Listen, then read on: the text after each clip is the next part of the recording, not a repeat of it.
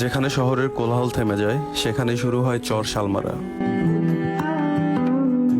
ভারত সীমান্ত ঘেঁষে এক বিস্তৃত নীরব ভূমি।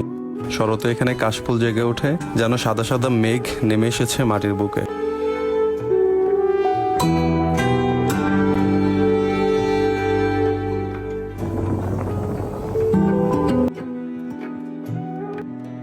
আজকের পুরো বিকাল কাটালাম এখানে।